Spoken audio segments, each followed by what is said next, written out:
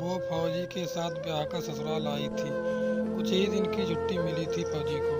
फौजी जानता था कि छुट्टी खत्म होने के कई महीने विरह की आग में जलना पड़ेगा, उसे भी और उसकी पत्नी को भी। लेकिन विरह की घड़ी कुछ ज़्यादा ही जल्दी आ गई। छुट्टियां रद्द कर दी गई। कारगिल में जंग शुरू हो चुकी थी। 10 दिन पहले ही आने का बुलावा आ गया था। फौजी की पत्नी के चेहरे पर मायूसी साफ दिख रही थी। उसके नैनों की चंचलता खो गई थी। भरे सागर जैसी आंखों से पानी बस बांध तोड़ बहने को तैयार था। फौजी ने अपनी पत्नी को अलंगबद्ध किया और बोला, फौजी से ब्याह किया है, तुमने तो मन को मजबूत ही करना पड़ेगा। बस तेरा पति ही नहीं हूँ, अपनी पलटन का सिपाही और भारत माँ का बेटा भी हूँ। आंसू मत बहाना, क्योंकि जब फौजियों की बीवी की आंखों में आंसू बहते हैं तो वो देश ही उजड़ जाते हैं। उसकी पत्नी ने अपने मनोभावों को नियंत्रित करते हुए कहा, जानती हूँ, ज़्यादा हक तो माहौल पलटन का ही है। आप पर ये दुराहत तो सहना ही पड़ेगा। फौजी ने बाहों का कसा मजबूत करते हुए कहा, कैसी बात कर रही हो? सबकी मांगों के सिंदूर सलामत रहें। भैया दूज पर किसी बहन की आंखों में आंसू ना हो, और होई पर हर माँ खुशी से व्रत रखे। बस इसी ही तो फौजी सीमा पर खड़ा है। फौजी की पत्नी के चेहरे पर एक मुस्कान फैली है और वह बोली, जानती हूँ, और इसका अभिमान भी है फौजी।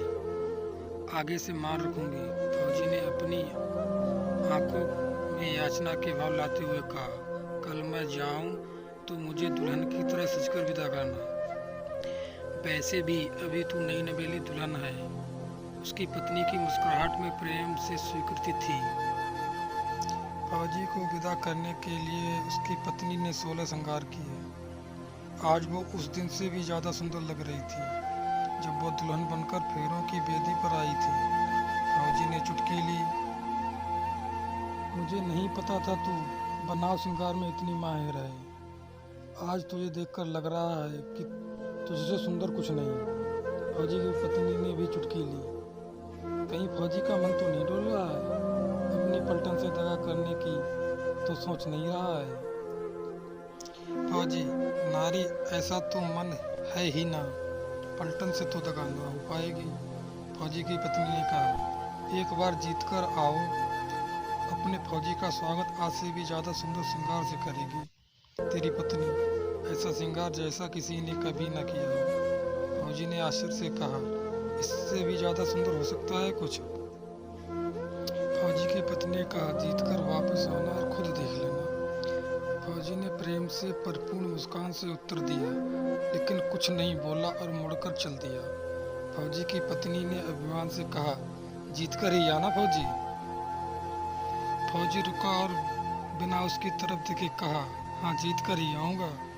बस ये नहीं कह सकता कि मैं तुझे आगे बढ़कर गले लगाऊंगा या तू मुझे आगे बढ़कर गले लगाएगी। इतना कहकर फौजी चल दिया।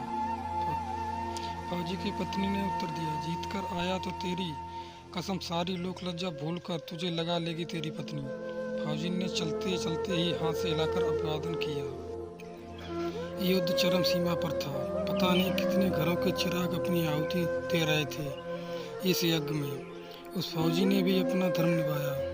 जो भी शत्रु उसके सामने आया वो धराशायी हो गया।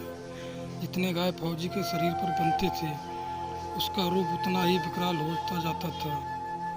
काल प्रतीक्षा कर रहा उसकी पूर्ण होती कि इस राष्ट्र यज्ञ में, लेकिन उसके विकराल रूप को देखकर काल भी ठिठक गया। और तब तक उस फौजी ने मोर्चा जीत लिया। काल भी उसके निकट नहीं आया। फौजी अपने प्राणों का उत्सर्ग कर चुका था।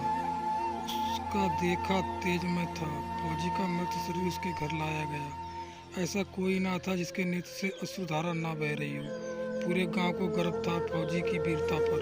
पीढ़ियों तक उसकी वीरता के किस्से गांव मान बढ़ाएंगे। फौजी की पत्नी आई और कपड़ा हटाकर फौजी का चेहरा देखा। चेहरा देखकर कुछ लगा था। उसने उसे हटाया और दोनों हाथ से बलैया लेते हुए बोली, कितनी सजती है वर्दी मेरे फौजी पर, किसी की नज़र ना लगे। फिर उसने फौजी के शरीर को अपने अंग में ले लिया। तभी एक हवा का झोंका आया और उसके कानों में फौजी की हवा सुनाई दी। एक वादा तो निभा दिया, पर दूसरा नहीं निभाया तूने। बोल रही थी कि ऐसा श्रृंगार करेगी जैसा किसी ने नहीं किया होगा, लेकिन तूने तो ना लाली लगाई ना सिंदूर। फौजी की पत्नी ने तुनक कर उत्तर दिया, जा नहीं करती श्रृंगार फौजी, दोहरत कर गया मेरे साथ, बस माँ से ही प्यार था तुझे। फिर उसने फौजी के चेहरे को अपने हाथ में लेकर कहा, तेरी वीरता का मान का ऐसा श्रृंगार चढ़ा है फौजी कि अब श्रृंगार की जरूरत ही नहीं है। तूने अपना खून बहाया तो मैंने अपना सिंदूर बार दिया भारत माँ के चरणों में। तुझसे एक रत्ती भी कम नहीं है भारत माँ में से मेरा प्यार फौजी। फौजी की पत्नी के चेहरे पर स्वाभिमान का तेज बिखर रहा था। एक भी आंसू नहीं था उसकी आंखों में। वो सौंदर्य की प्रतिमा लग रही थी। रति और कामदेव भी ऐसा श्रृंगार नहीं कर सकते जैसा श्रृंगार उस फौजी के प्रति उसके प्रेम के